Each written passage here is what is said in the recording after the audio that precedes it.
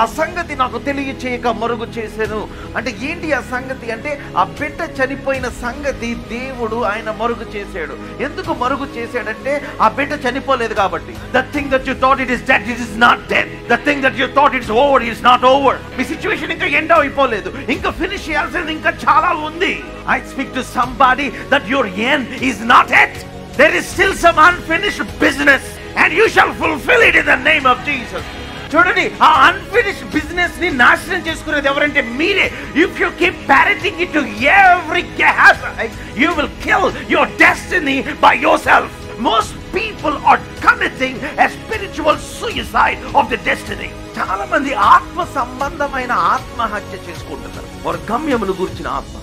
నీకు వెళ్ళట్లేదు ఇంక అక్కడి నుంచి. నీ గర్భవాసమున పుట్టబోచున్న వాడు, before Isaac enters your womb, you need to grab the Isaac from the womb. నీ ఇస్సాకు నీ గర్భములోనికి ప్రవేశింపక మునుపు ఆయన వాక్యములో ఉన్న ఇస్సాకును నీవు నీ హృదయంలోనికి అంగీకరించాలి. దేవుని యొక్క టైం లైన్ ఎట్లా ఉంది అంటే, it's as good as Abraham had Isaac when he had no Isaac. దేవుని దృష్టిలో అబ్రహాముకి ఇస్సాకు లేనప్పుడు కూడా ఇస్సాకును కలిగి ఉన్న దానితో సమానము.